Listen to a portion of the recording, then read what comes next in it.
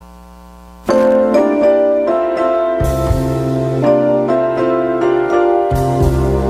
morning. Welcome to Viewpoint, your program of personalities, politicians, and perspectives. Boy, right on the dot here. Our engineer is doing a great job. 8:50, right on the dot. This is just like WGN. Used to be a good radio station up there, but they sure ruined it politically up there. But we're going to talk politics down here in Lincoln, Illinois, not Cook County. There you go. Okay. Guest, Gwen, we're going to introduce you formally here very shortly. I don't know whether she can do the gravel. Gertie's going to get that job done or not this morning, but we're going to try. You're busy practicing law and reading law books when we go on the air every Wednesday morning, but we always have a kudo or two for the community, some individual or organization or so forth. And Judith Kay and Jim, it occurred to me that it might be appropriate to start this morning with a kudo to the Woods Foundation. Keep it right here in house. We're going to talk about that. We're going to discuss that with Mr. Bates shortly. Tremendous amount of good done. And locally, the administrators of the Woods Foundation are, I'm going to have Mr. Bates tell you who those. I know who they are, but we'll keep that secret for a minute. So, on a serious matter, kudos to Bob and Joanne Woods and the folks who have worked so hard on behalf of the foundation since then. Have done a tremendous amount of good in this area, and so I think it's appropriate. Comment about the honor flight last night. Boy, there's some people tired here, really tired in this community. I gave up last night. I went down there with Richard Martin, and the plane got loaded out in Washington, so the story goes, and then on schedule. And there was some mix-up, so they couldn't move the plane to get it into a position to take off. And those poor guys, and mind their age now, mind you, sitting on that plane, having to go to the Tata, and for over an hour or so. As a consequence, Richard and I came up, and I got home at 10:30. But the people who stayed for that plane to get in must have gotten home at 12:30, 1 o'clock or so. Some people traveled further than Lincoln, Illinois. Big crowd down there, as always. It's always a great experience, and you've been down there to enjoy that with us, and yes. We'll take you down again. Should we ask on the air how you're healing? You are very well, thank you. I didn't. They operated on her shoulder, not her vocal cords. Now, let's get down to serious business here. We have a young man who's giving us his time this morning, and boy, that's expensive, so we don't want to give him too much time. Judy, are you up to introducing Gwen? Yeah, I would really like to. I think this is a very important I apologize to start with here. I think this is a very important program. Whether we have acres and mounds of money, or whether we're more plain people, we still have our things that are important to us. It's called our state, isn't it? Yeah. And yes, and in order that it should be handled the way you would want it handled, you have to have an attorney involved, and you have to have a will. And we're going to talk about the importance of making all of these choices and decisions while you have a chance. Our guest is Blinn Bates. He's, of course, with the law firm of Bates. And who are you now? Woods. Let's talk about that. Woods and Bates. Yes, yes. Goes back along. We'll talk about the history of that too. That goes way back. I remember when it was Woods and Bates. And at any rate, we sure appreciate your coming to be with us today. Well, thanks for having me. Because this is important. We'll just start this thing off on a good tone and make sure that the question asked is how many lawyer jokes are there?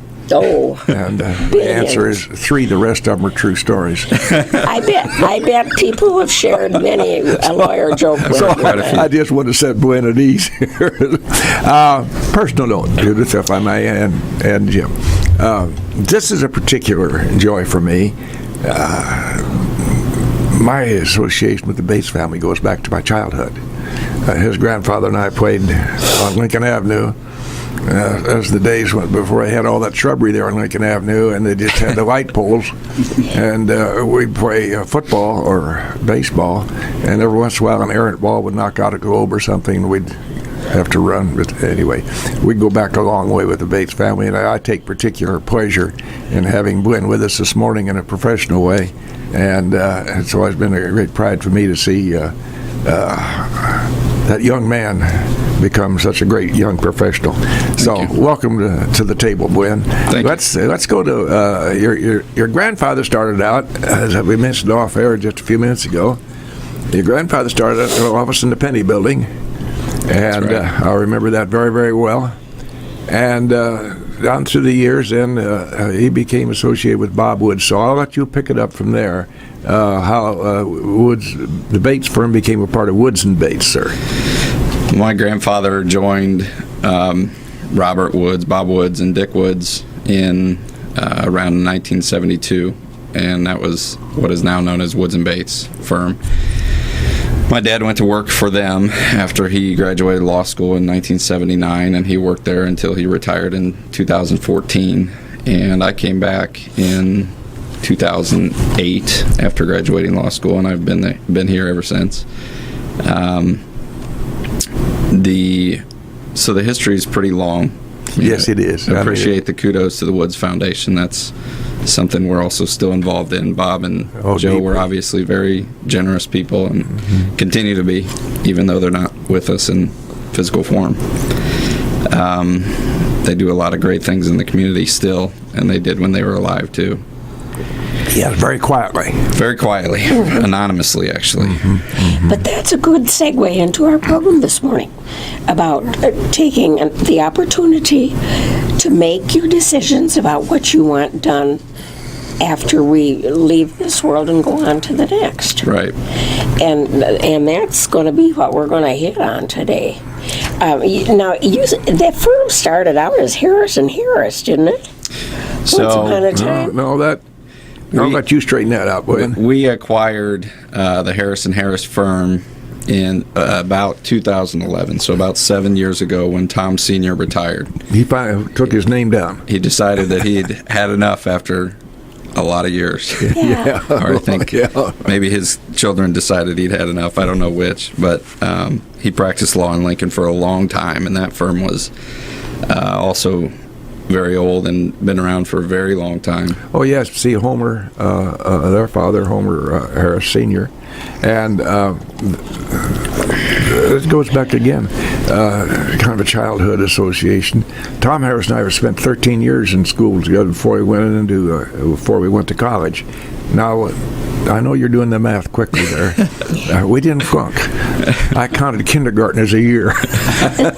So we had 1 year kindergarten, 8 years of elementary, and 4 years of secondary. So we had 13 years of school together, and then we went our separate ways to different colleges. So the Harris firm was a very very old firm here in this town at the time. It was, and I actually found, I did not know this at the time that we acquired their firm, but there's a connection to our family in that firm also, that Homer Harris's middle name was Blinn, and he was named after a law partner by the name of Edward B. Blinn, who Tom Harris Senior maybe would have studied law under, and that would have been my grandfather's grandfather, E.D. Blinn. That's interesting how that, what they say, goes around, comes around. Well, it goes way back to some considerable stability. Well, let's get down to matters of importance here. I don't have an estate because I'm not planning to go. so I'm going to try to avoid that part of it. But there's takes some serious planning for some, and it's amazing. Folks won't have to be immensely wealthy or even moderately wealthy to avoid planning for that final time. So let's take it kind of from the top. Customer A or client, sorry about that. Client A comes in and said, "Mr. Bates, I want to talk about my estate." And so immediately you think, well, boy, Here comes a big estate. No, seriously. How do you take them through the drill, Glenn? I think one of the first things that I would ask is if they have anything in place now. Do you have any wills? Do you have any trusts? Do you have any powers of attorney? Anything like that? And if they do, that's kind of usually a good starting point, because at some point they had done something, and that may not necessarily be what they want to have now, but it's a good place to start most of the time.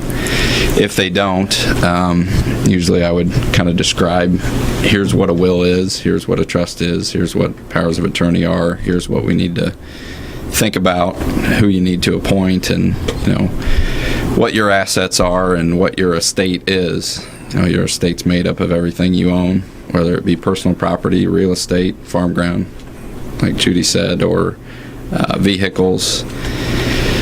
Who's going to take care of that when you're not around? Who's going to wind up your affairs? And who do we need to take care of when you're not here? And how do we need to do that? And that's a real broad generalization of what all those documents would do. And the ramifications of trying to avoid paying the government any more than we absolutely have to. Sure. Which is a very, very big item, particularly in the matters where there's considerable real estate involved. Right. Now, what is it in today's times? Is it taxable now in an estate? So that's a real problem for a lot of families. They've unified that system now, where there's an estate tax, and there's an exemption amount, and there's a federal exemption amount and a state exemption amount. In the new tax laws, federally, the exemption amount has gone up pretty drastically. For an individual, it's right around $10 million. So if your total assets are less than that, you don't have to pay a state tax when you go. Well, I can quit worrying. The Illinois estate tax exemption amount is $4 million per individual, but that's a use it or lose it deal. So, you have to take advantage of that, or you don't have it. You can't shift it to a spouse. You can't do anything like that. So, in the area we live in, farm ground becomes a very valuable asset now. Major. The price of farm ground over the past 10 years even has increased in value dramatically, where that could very well become an issue. How do you go about choosing who you want to serve as power of attorney for you? Power of attorney is a little bit different than like an executor of a will or a trustee of a trust.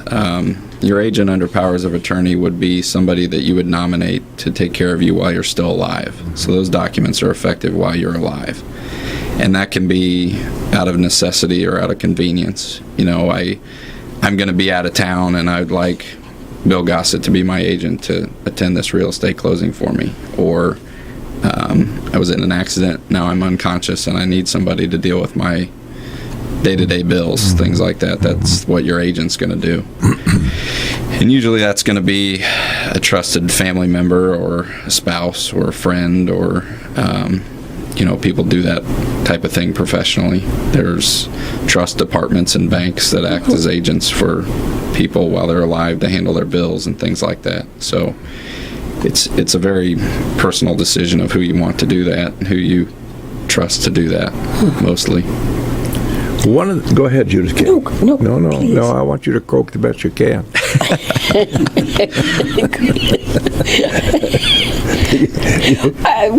What's the difference then between a will and a trust?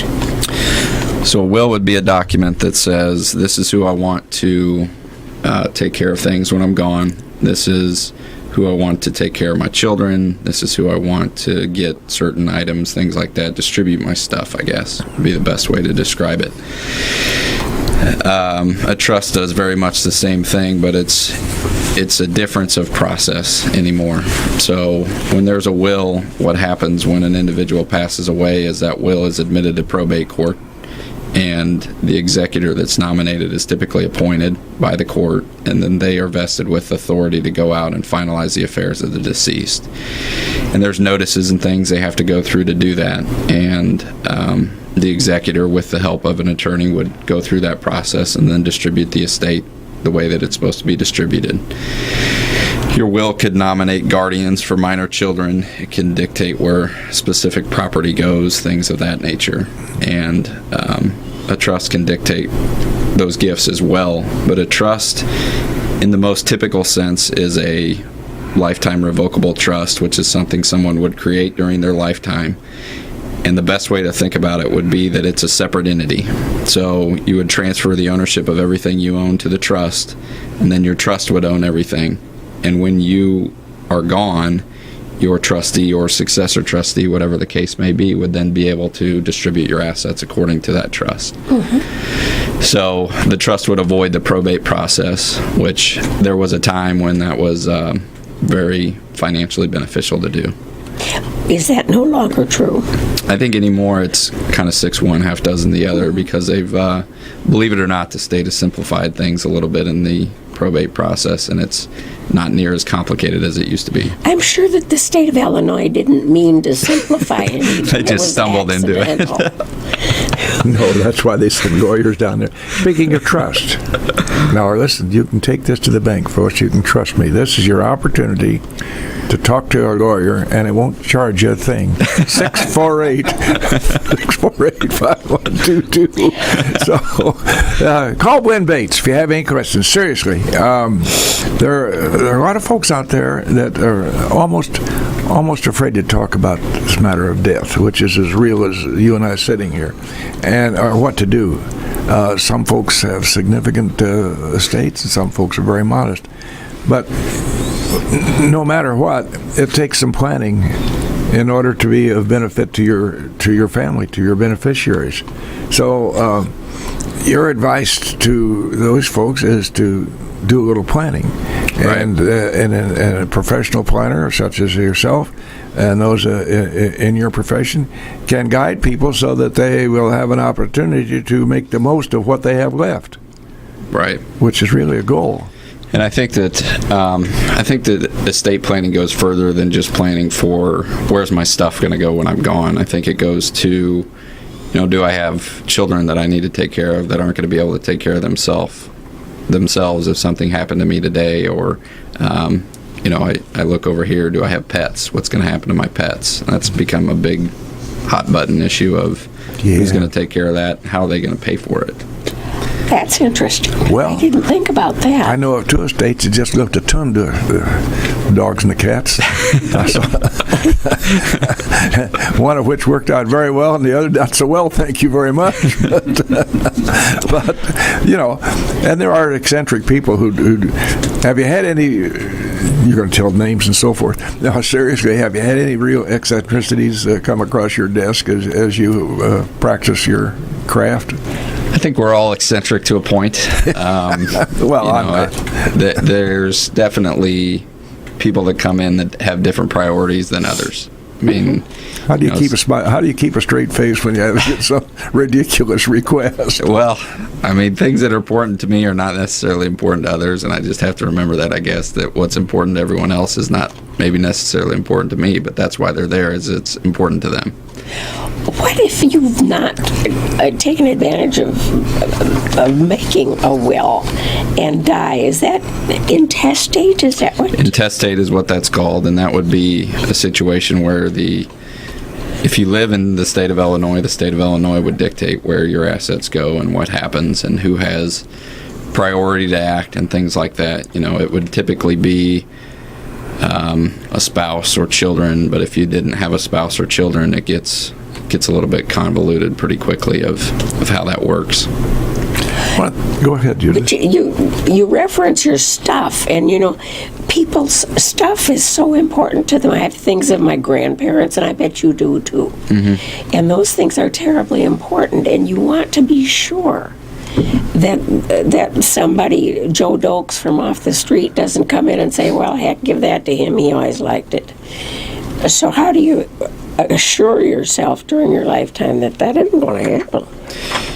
If you want to assure that a specific piece of personal property is going to go to a specific person, it needs to be outlined in a document that says, this is where it's supposed to go when I'm gone. And believe it or not, those are some of the biggest fights that I've seen are over things that minuscule things. economic wise don't have a lot of value, but it's that sentimental value that people fight over.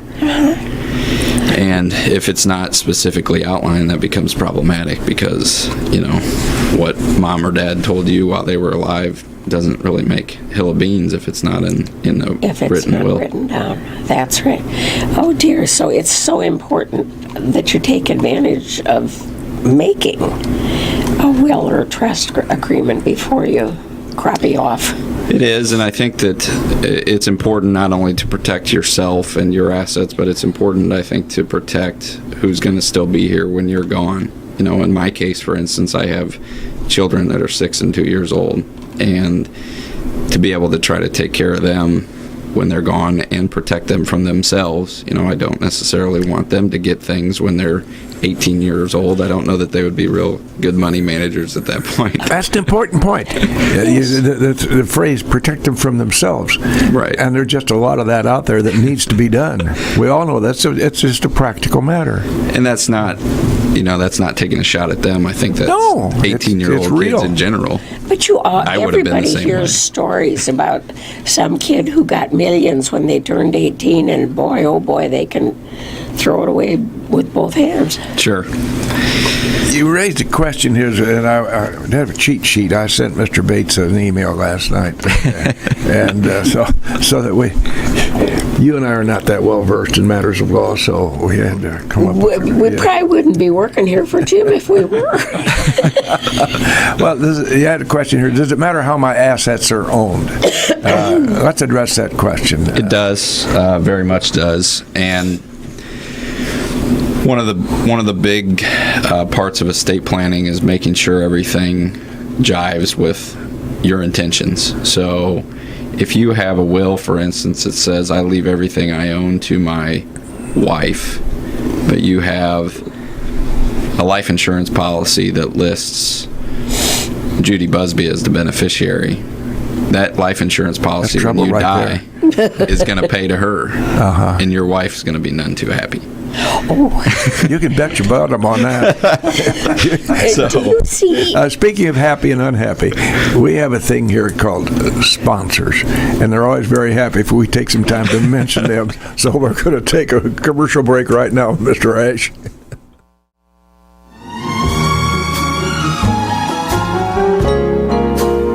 Right back live in the studios here at WLCN Viewpoint. Our guest this morning, proud to have this young guest with us because our lineage goes back a long way as a matter of friendship. There can be such a thing as a friendship lineage, as well as actual lineage. Yes, there can. This is I'm tickled to death. I have this young man with us. We were talking about this matter of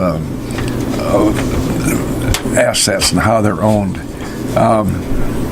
In the course of your practice, or do you know professionally of your confreres, and even in the state, they had some unusual matters where people left their money to the animals and so forth? Or have you had to come across your desk that people wanted to do that? You kind of scratched your head and say, "Oh boy, I'm not sure about this." I've seen it from time to time. I mean, obviously you can't leave money directly to a pet, Right. But some people will leave money to a specific individual to care for their pet if they're gone. Mm-hmm. There's a movement and kind of some new law that on pet trusts, they'll create a trust that they'll fund the trust, and the trustee will be responsible for caring for the pet, paying the vet bills and a significant fee. They could charge a significant fee, usually, probably. And that trustee may be somebody that is actually caring for the animal. Mm-hmm. And I've seen and read stories about that happening where the trustee and the pet take some pretty lavish vacations after that. But I don't have any personal experience with that. But wouldn't it raise the hackles, back of your neck when somebody came in with it pretty well funded and said, "I'm going to leave my money to the cats or the dogs," and immediately your warning sign goes up. You say to yourself, "My God, Gwen, how are we going to handle this?" Have you had anything unusual that we'll not name the names to protect the innocent? I don't know that I've had anything like that. I've seen a lot of generosity. I mean, there's a lot of people that leave a lot of money to charity, and that's always a different story. Great to see. Mm-hmm. And those charitable beneficiaries are always very, very grateful for that. Whether it be cancer societies or local charities, food banks, things like that. It's a wonderful thing to see. Well, to that end, let's go back to the foundation a little bit. There's significant amounts of money have gone for a lot of different causes from the Woods Foundation. We'll get the Bates Foundation in there later, boy. I alluded to that earlier on. There has been just really some substantial good done in this community. Now, let's talk about that, digress from law just a minute, how that was founded, and your father was involved in as a trustee, and you now are taking his place. So let's go. How is the Woods Foundation, how does it operate?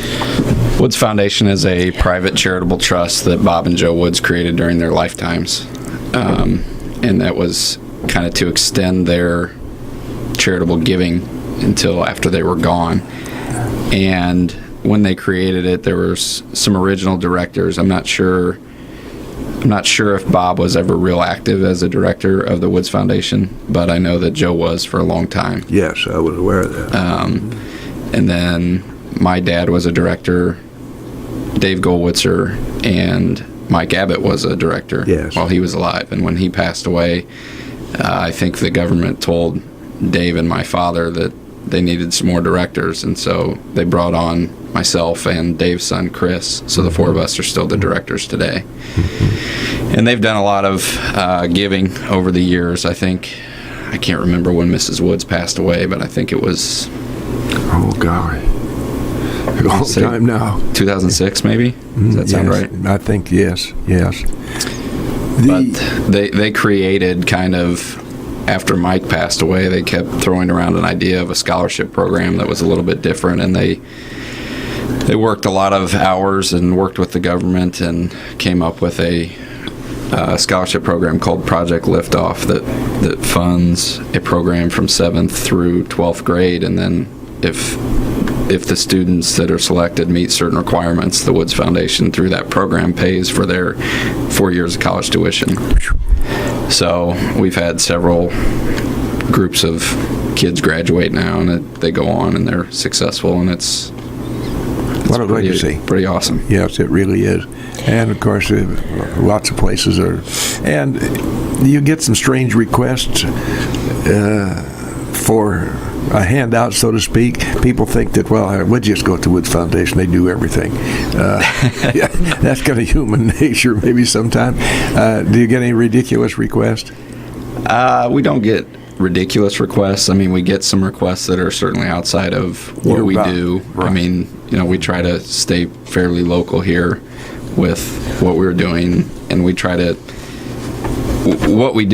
remember what Bob and Joe did and what their favorite charities were and things like that, and contribute to those things that come up from time to time. And there's been quite a bit of it, and I think that they would be pretty happy with the things they've been able to do since. Oh my, that's maybe the greatest legacy left in this community for forever, as far as direct impact on the community and organizations here, charities that we got.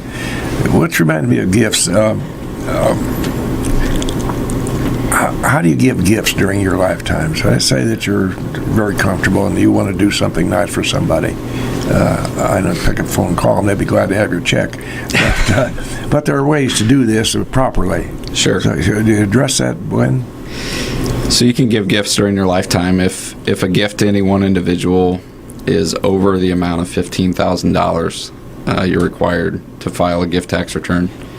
And what that gift tax return does is it would bring that gift back into your estate when they're calculating a estate tax.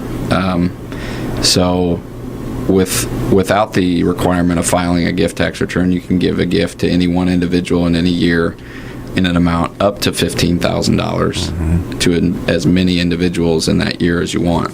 So you could give away a substantial amount of assets while you're living if you wanted to, maybe to try to get your estate below the exemption amounts, or just to be generous, what have you. But that wouldn't apply if you're giving charitable gifts, obviously. If you're giving charitable gifts, there's no limit on that. You can give as much as you want.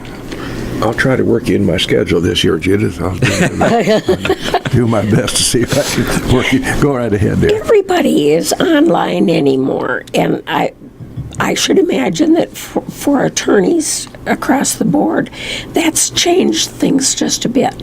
What happens to your things that are online? That's part of your estate, and there's a lot of growing research out there about what's called your digital estate.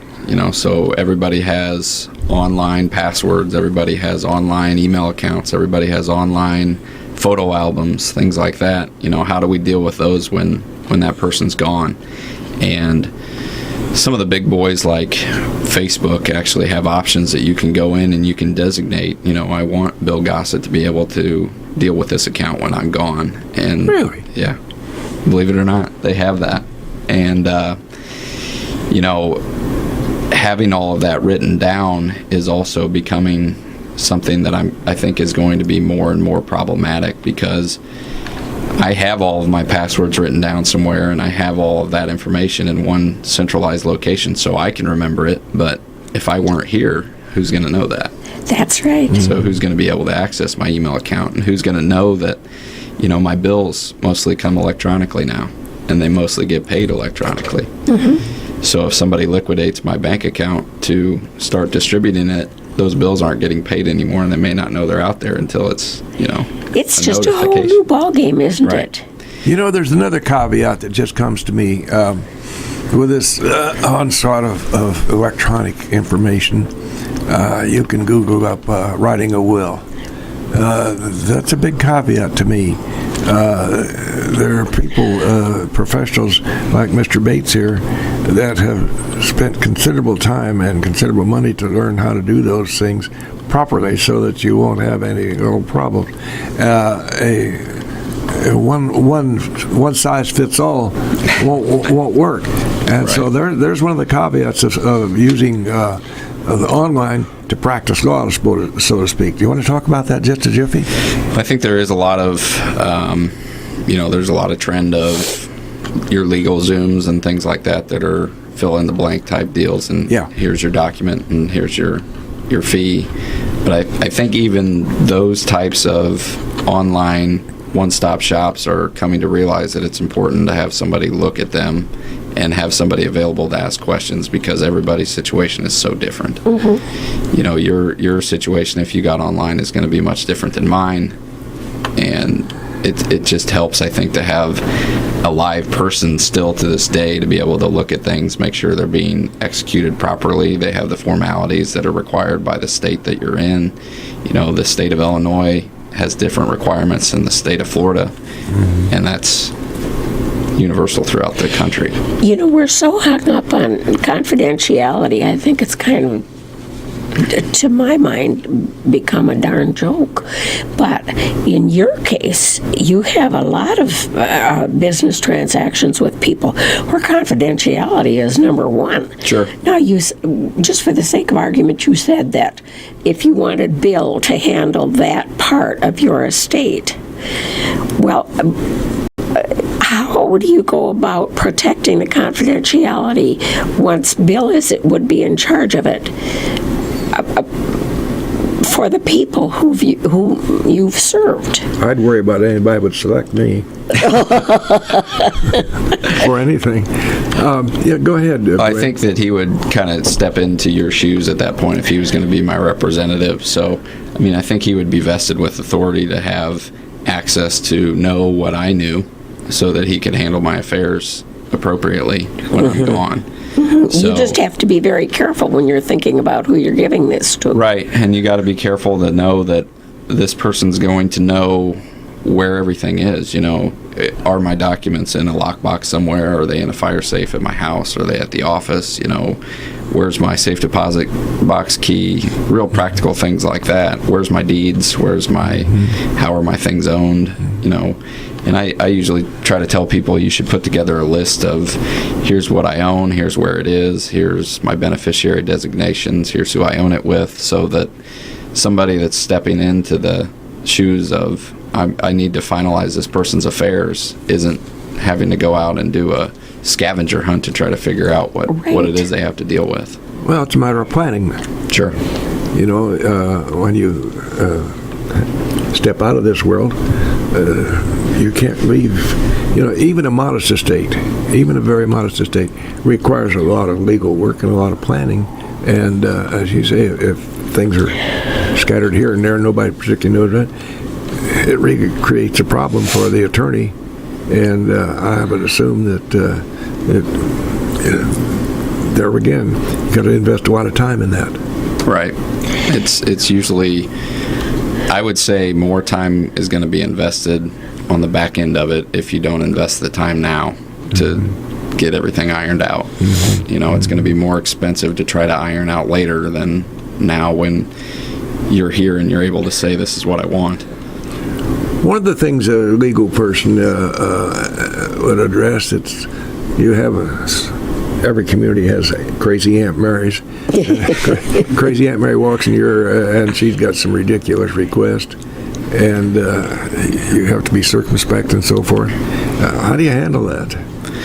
Well, I mean, we have the benefit of if somebody's not competent, in our opinion, we don't let them sign documents. We don't let them do things. And you run into that more than you would have expected when they were teaching you about it in law school of competence. And it's, you know, sometimes it's questionable. You know, do they have competence? Do they not? You know, they may have dementia and they may be great one day and they may be totally out of it the next. Yeah. So it's kind of a moment-to-moment thing. But if it's something that I'm uncomfortable doing, sometimes you just have to say, you know, you're going to have to find somebody else because I'm not comfortable doing that.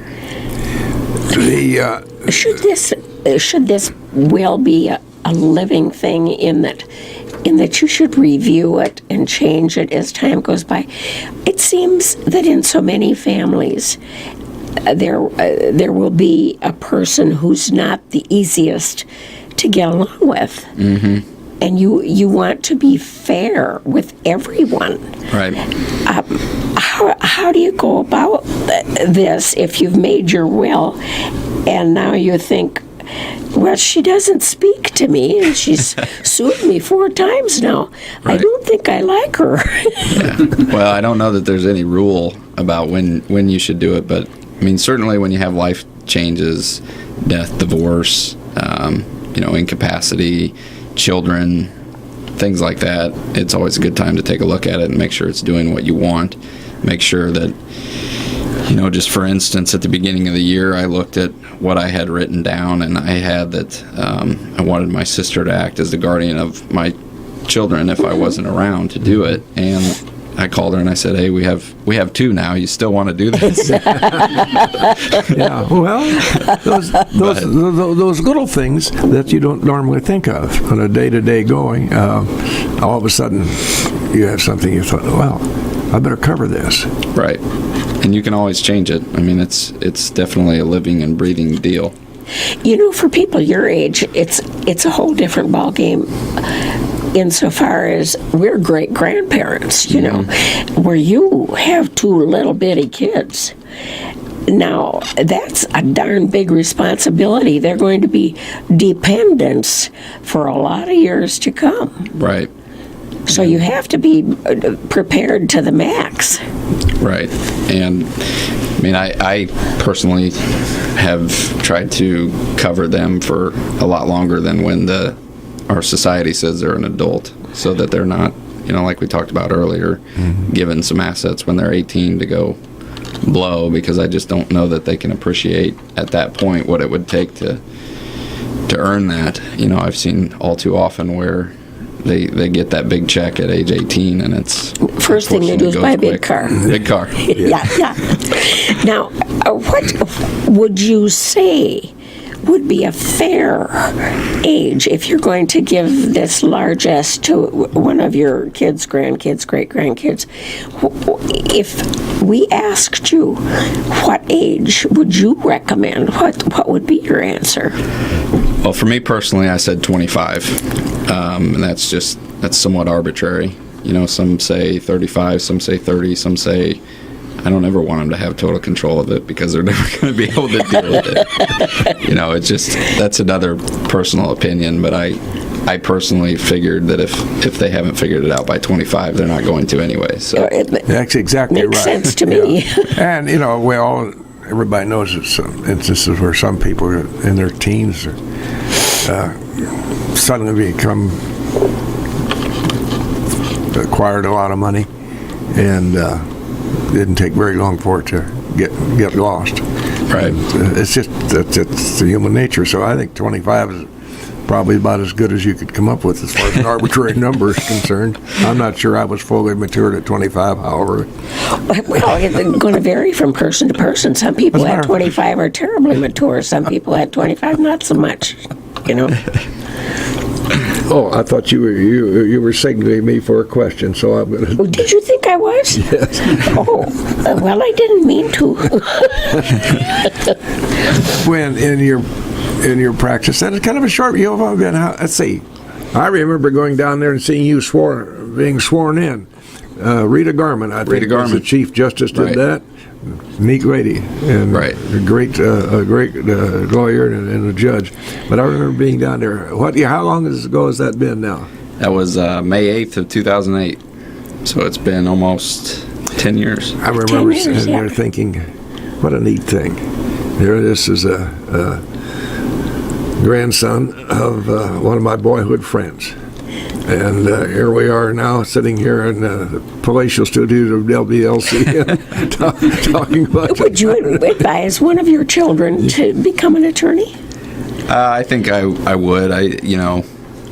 Our son says that that's what he's going to do, and you never know. Is that right? Of course, he's 6. He's either going to be an attorney or play with Tinker Toys. But how have you seen practice law change in your short time as a professor? It's changed pretty drastically, even in the 10 years I've been here. They've just instituted a rule as of January 1 of this year that all court filings have to be filed electronically, and that's a big shift for us. I mean, the legal field is probably 10 or 15 years behind the times, so that's a big shift. It's going to be a good shift, I think, eventually when they get all the kinks ironed out. But so the smart guy who's a software specialist can write the programs, and he'd be the guy that make the money off of that. Technology is changing the practice pretty drastically. The guys that have been there for 40 and 50 years, that's a big change. With email, and we very rarely get mailed letters anymore, and that used to be the way to do things. And that's just not the way it's done anymore. It's mostly email, and it's mostly electronic. That's why the Postal Service is torqued. Right. And I guess because it goes on your record as, let's see, Mrs. Clinton, acid wash or something, those things become a matter of record because they're on your computer. You don't have to document it or stamp it or imprint it. It's there. It's there somewhere, even if you delete it, from what I understand. Yes, apparently so. More people in the world are going to find out about that, too. Glenn, we appreciate very much your giving of your time this morning. Well, thanks for having me. You're not going to bill us, are you? No. Okay. Well, No, sir. I want to make sure. I'll give talking in the car on the way up. Your grandfather used to had this young man who met him outside the gym lunchroom every morning, and he'd only ask him some curbside question to avoid a professional call. Yeah. Avoid the fee. And Bill got sick and tired of that one day and sent him a whopping big bill. And he never stopped anymore. Okay, serious matter. We appreciate very much. This means a lot to Bill. This bill, anyway. We always come up with a quotation that's supposed to be analogous to the subject matter of the day, Glenn. The best inheritance a parent can give a child is a few minutes of time each day. I agree. Thank you very much, Glenn Bates, for being with us.